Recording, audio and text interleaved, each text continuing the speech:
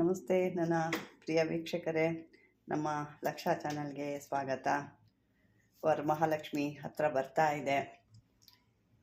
ಯಾವ ರೀತಿ ಆಯಮ್ಮನ ಬರಮಾಡ್ಕೋಬೇಕು, ಯಾವ ರೀತಿ ಅವಳು ನಮ್ಮನೇಲಿ ಸ್ಥಿರವಾಗಿ ನಿಂತ್ಕೋಬೇಕು, ಲಕ್ಷ್ಮಿ ಆಕರ್ಷಣೆ ಯಾಕೆ ಮಾಡ್ಕೋಬೇಕು ಅನ್ನೋದು ಸಾಕಷ್ಟು ಜನಗಳು ಕೇಳ್ತಾ ಇದ್ದೀರಾ. ಅಮ್ಮ ಯಾವುದು ಬಿಡ್ತಾ ಇಲ್ಲ, ಯಾಕೆ ಬಿಡ್ತಾ ಇಲ್ಲ, ಲಕ್ಷ್ಮಿ ಬಗ್ಗೆ ಏನಾದರೂ ಒಂದು ಹೇಳಿ, ಕಷ್ಟಗಳನ್ನ ಪರಿಹಾರ ಮಾಡೋ ಅಂಥದ್ದು ಯಾವ್ದಾದ್ರು ಒಂದು ನಮಗೆ ಒಂದು ತೋರಿಸ್ಕೊಡಿ ಅಂತ ಅಂದ್ಬಿಟ್ಟು.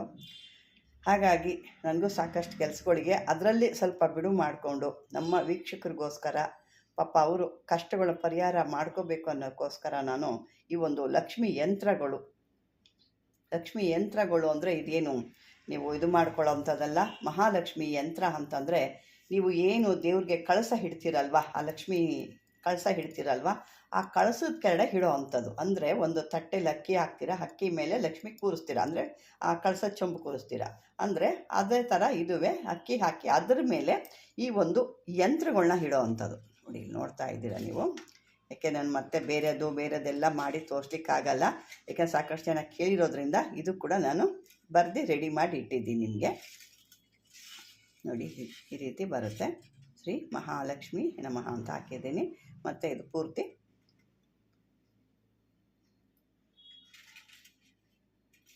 ನೋಡಿ ಈ ರೀತಿಯಾಗಿ ಬರುತ್ತೆ. ಇದಕ್ಕಿನ್ನೂ ಸ್ವಲ್ಪ ಕೆಲಸ ಇದೆ. ಇನ್ನೂ ಕೆಲವೊಂದು ವಸ್ತುಗಳನ್ನ ಹಾಕಿ ಅದಕ್ಕೆ ಲೇಪ ಹಾಕಬೇಕು. ಮಹಾಲಕ್ಷ್ಮಿ ಸುಮ್ಮನೆ ಒಂದು ಯಂತ್ರ ಬರೆದ್ವಾ ಇಟ್ವಾ ಅನ್ನೋದಲ್ಲ, ಅದಕ್ಕಿನ್ನೂ ಕೆಲವೊಂದು ವಸ್ತುಗಳನ್ನೆಲ್ಲ ಹಾಕಿ ಇಡಬೇಕಾಗುತ್ತೆ. ನಾನು ನಿಮಗೀಗ ಮೊದಲು ಯಂತ್ರಗಳು ತೋರಿಸ್ತಾ ಇದ್ದೀನಿ ನೋಡಿ. ಯಾಕೆಂದರೆ ಮಹಾಲಕ್ಷ್ಮಿಗೆ ಈ ರೀತಿ ಬಂಗಾರದ ಬಣ್ಣ ಭಾಳ ಇಷ್ಟ. ಹಾಗಾಗಿ ನಾನು ಈ ಬಂಗಾರದ ಬಣ್ಣಲ್ಲಿ ಕೂಡ ಇಟ್ಟಿದ್ದೀನಿ. ಮತ್ತು ತಾಮ್ರದಲ್ಲಿ ಕೂಡ ನಾನು ಬರೆದಿದ್ದೀನಿ. ಇದು ಒಂದು ರೀತಿ ಬರುತ್ತೆ, ಅದು ಒಂದು ರೀತಿ ಬರುತ್ತೆ. ಈ ರೀತಿ ಸಾಕಷ್ಟು ಬರುತ್ತೆ.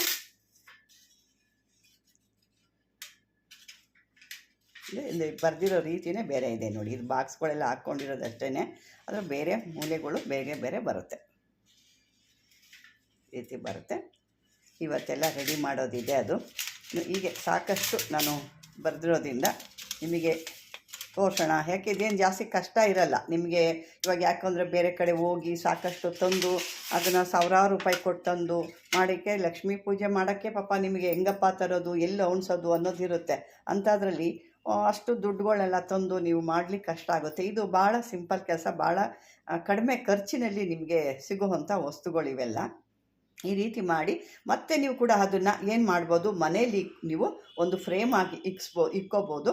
ಅಂಗಡಿಗಳಲ್ಲಾದರೆ ಈ ರೀತಿ ಕಳಸದಲ್ಲಿ ಇಟ್ಬಿಟ್ಟು ಆದ ನಂತರ, ಅಂದರೆ ಲಕ್ಷ್ಮೀನ ವಿಸರ್ಜನೆ ಏನು ಮಾಡ್ತೀರಲ್ವ, ತದನಂತರ ಇದಕ್ಕೆ ಒಂದು ಫ್ರೇಮ್ ಹಾಕ್ಸ್ಬಿಟ್ಟು ನೀವು ಇಟ್ಕೋಬೋದು. ಸದಾನಿದ ಒಂದು ಅಂಗಡಿಗಳಲ್ಲಾದರೆ ಒಂದು ಫ್ರೇಮ್ ಹಾಕಿಸಿ ಎಲ್ಲರೂ ಒಂದು ಕಡೆ ಹಾಕ್ಕೋಬೋದು. ಅದೇ ರೀತಿ ಇವೆಲ್ಲನೂ ಅಷ್ಟೇ ಮನೆಗಳಲ್ಲಿ ಇಟ್ಕೊಳ್ತೀರ ಅಂದರೆ ಮನೆಗಳಲ್ಲೂ ಇಟ್ಕೋಬೋದು. ಮನೆಗಳಲ್ಲಿ ಫ್ರೇಮ್ ಹಾಕಿ ಸಿಗ್ಬೋದು. ಇಲ್ಲ ಸದಾನಿದ ನಾವು ಏನಪ್ಪ ನಾವು ಕಳ್ಸದ ಕಡೆನೇ ಇಟ್ಕೊಳ್ತಾ ಬರ್ತೀವಿ, ನಮ್ಮ ಚೆನ್ನಾಗಿ ಅಭಿವೃದ್ಧಿ ಆಗಬೇಕು ಅನ್ನೋದಿದ್ರೆ ಅದು ಕೂಡ ನೀವು ಮಾಡ್ಕೋಬೋದು.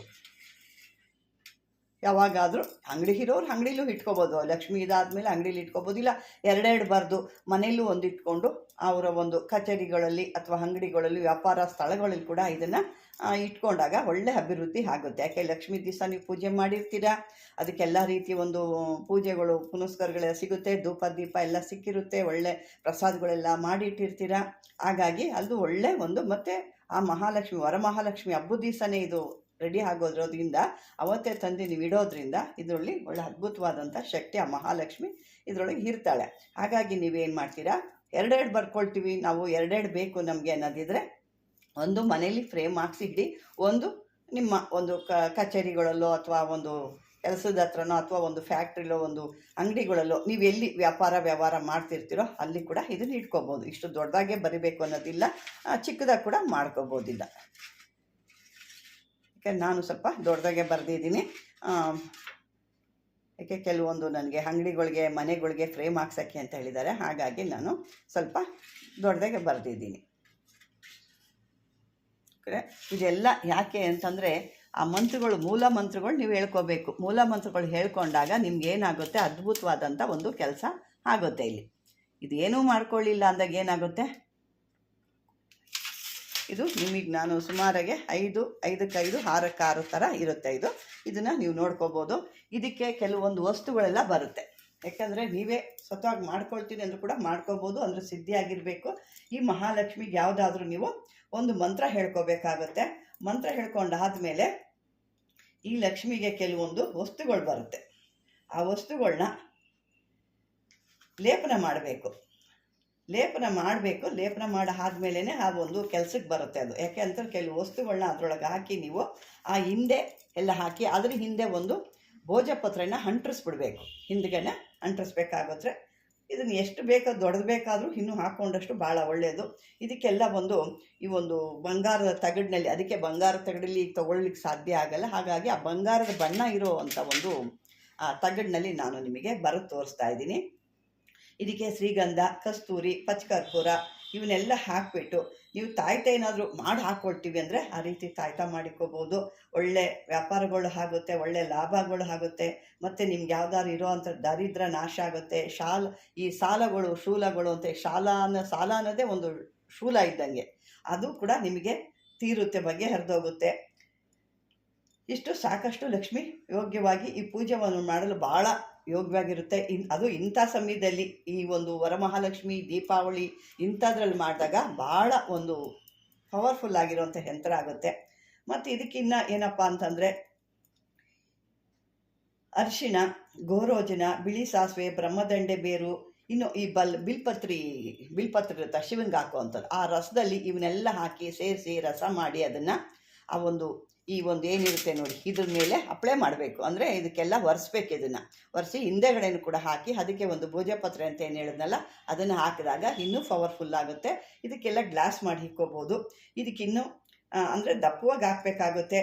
ಅಂಟಿಸ್ಬಿಟ್ಟು ಇದಕ್ಕೇನಪ್ಪ ಈ ಒಂದು ಅಕ್ಷರಗಳನ್ನ ಬರ್ಕೊಂಡು ಏನು ಇಲ್ಲಿ ಕೊಟ್ಟಿದ್ದೀನಿ ಪ್ರಣವಾಕ್ಷರಗಳು ಅಂತ, ಅದಕ್ಕೆ ಈ ಪಚ್ಚಕರ್ಪೂರ, ಜಟಮಾಂಸಿ, ಕುಂಕುಮ ಕೇಸರಿ, ಶ್ರೀಗಂಧ ಇದನ್ನೆಲ್ಲ ಬೇರೆ ಒಂದು ಗೋಕ್ಷೀರ ಅಂದರೆ ಹಾಲು, ಹಸುವಿನ ಹಾಲು, ಅಂದರೆ ನಾವು ಡೈರಿಲ ಹಾಲಲ್ಲ, ಹಸುವಿನ ಹಾಲು ಬೇಕಾಗುತ್ತೆ.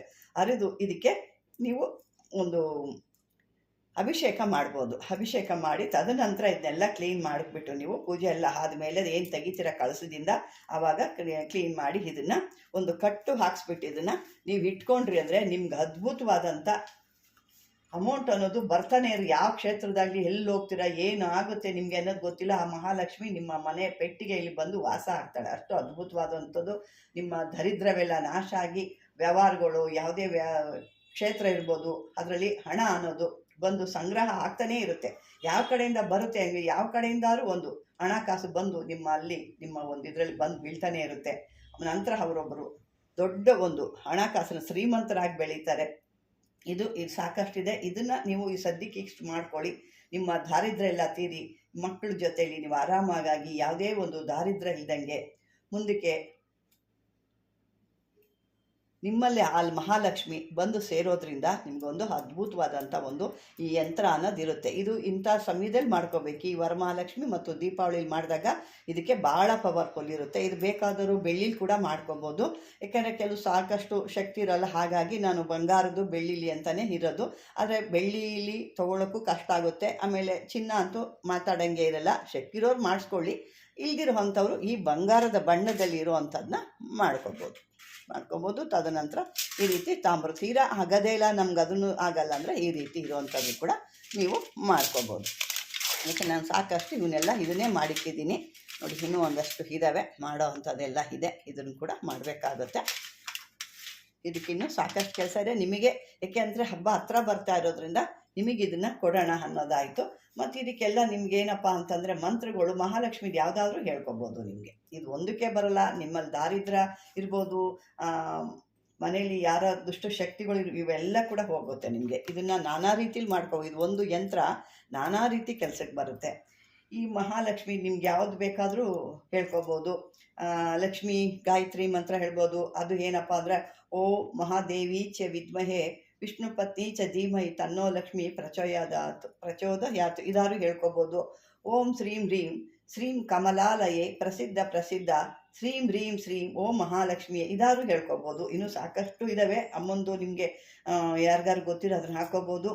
ಇದು ಒಂದು ಅದ್ಭುತವಾದಂಥ ಗಾಯತ್ರಿ ಮಂತ್ರ. ಲಕ್ಷ್ಮಿ ಆದರೂ ಹೇಳಿ, ಲಕ್ಷ್ಮಿಯ ಮೂಲ ಮಂತ್ರ ಅಂದರೆ ಇದೆ. ಓಂ ಶ್ರೀಂ ಹ್ರೀಂ ಶ್ರೀಂ ಕಮಲಾಲಯ ಪ್ರಸಿದ್ಧ ಶ್ರೀಂ ಹ್ರೀಂ ಶ್ರೀಂ ಓಂ ಮಹಾಲಕ್ಷ್ಮಿಯೇ ನಮಃ. ಇದು ಲಕ್ಷ್ಮಿಯ ಮೂಲ ಮಂತ್ರ. ಇದನ್ನಾದರೂ ನೀವು ಹೇಳ್ಕೊಬೋದು ವೀಕ್ಷಕರೇ. ಇವೆಲ್ಲ ಯಾಕೆ ಅಂತಂದರೆ ಸಾಕಷ್ಟು ಮಹಾಲಕ್ಷ್ಮಿ ಇಲ್ಲದೇ ಭಾಳ ಕಷ್ಟಪಡ್ತಿರೋರು ಇದ್ದಾರೆ.